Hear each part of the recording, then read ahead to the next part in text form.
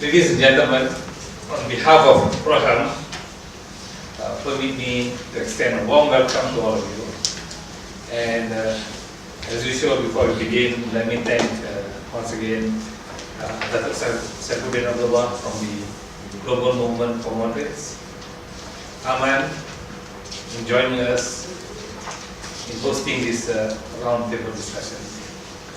And to all of you, thank you for your willingness to participate in today's discussion of the human rights perils of the Rohingyas, a people fleeing the land where they were born, a people deprived of citizenship in their homeland, a people whose very existence is denied.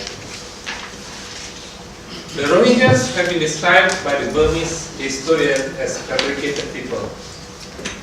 In fact, one of the biggest debates in the Rohingya crisis is the use of the term Rohingya itself. Burmese historians and scholars deny the use of the term Rohingyas in their history and prefer to call these people as Bengali Muslims. This is despite the evidence that in 1799, Francis Buchanan published a comparative vocabulary of some of the languages spoken in the Burma Empire, where he chronicles a language spoken by the Mohammedans as those who have long settled in Arakan and who call themselves Rohingya. As you all know, Arakan lies on Myanmar's western coast with its northern tip bordering Bangladesh, and when Britain invaded Burma in 1824, many Burmese believed that it was their colonial masters that brought the Muslims from what is now Bangladesh to work in Arakan.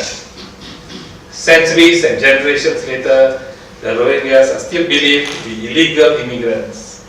The state-run press perpetuates this belief by distinguishing the Arakans and the Rohingyas by referring to the Arakans as locals and the Rohingyas as Bengalis.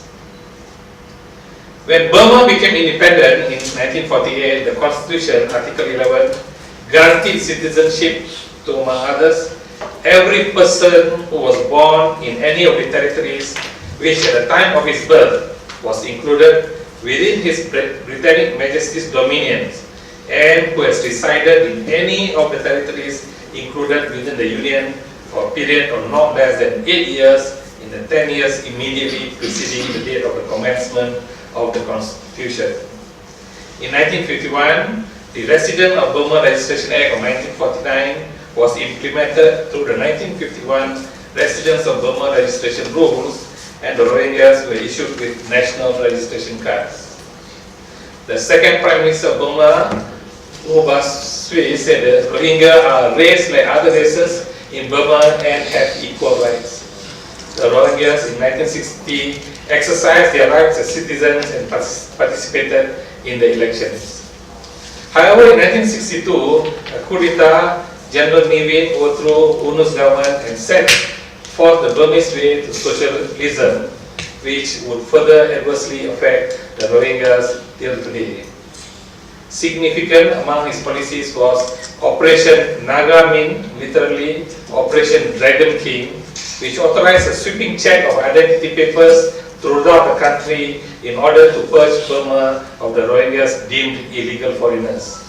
There were widespread cases of summary execution, rape and brutality targeted specifically at the Rohingya population. An estimated 250,000 Rohingyas refugees fled into neighboring Bangladesh. In 1982, the Nevin government enacted the Burma Citizenship Law, which made it impossible for the Rohingyas to gain citizenship and effectively made them stateless. This is in contravention to Article 15 of the Universal Declaration of Human Rights, which states unequivocally that everyone has the right to a nationality. This principle is especially important in relation to children. The UN Convention on the Rights of the Child provides that every child shall have from birth the right to acquire a nationality. As a party to that convention, Burma is obliged to ensure the implementation of every child's right to acquire a nationality.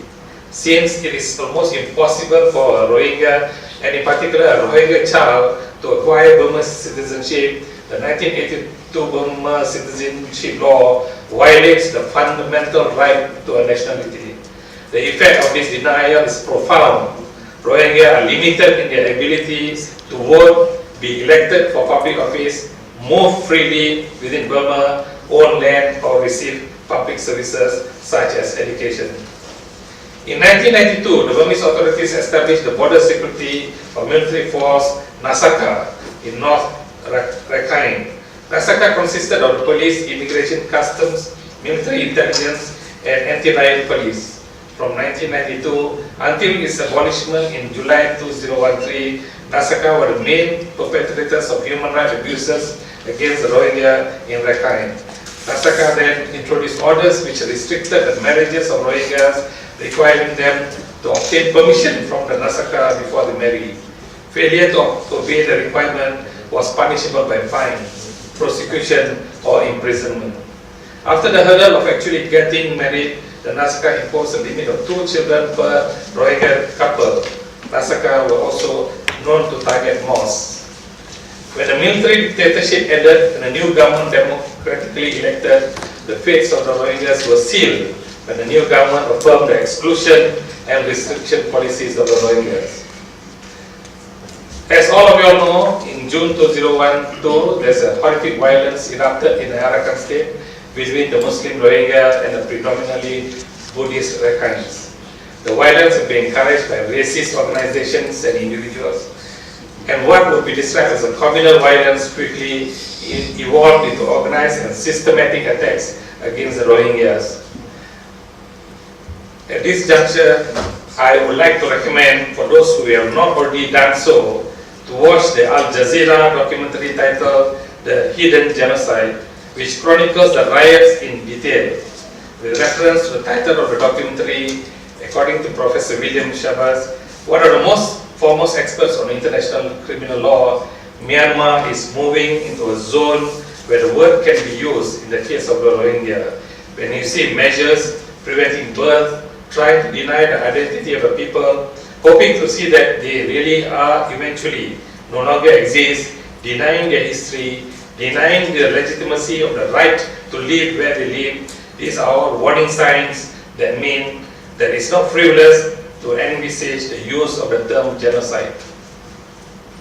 Genocide is defined in Article 2 of the Convention on the Prevention and Punishment of the Crime of Genocide, any of the following acts committed with intent to destroy, in whole or in part, a national, ethnical, racial, or religious group, such as killing members of the group, causing serious bodily or mental harm to members of the group, deliberately inflicting on the group conditions of life calculated to bring about its physical destruction in whole or in part, imposing measures intended to prevent births within the group and forcibly transferring children of the group to another group.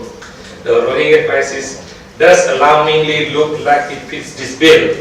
It's a shame then that the icon of the Myanmar's democracy, Aung San Suu Kyi, and the winner of the Nobel Peace Prize has remained quiet about the life of the Rohingyas.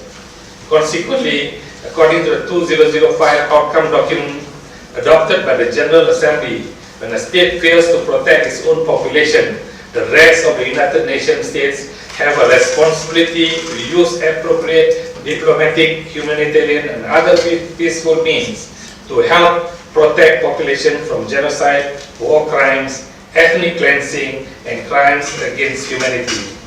This ideal became popular with the moniker Responsibility to Protect, sometimes abbreviated as R2P.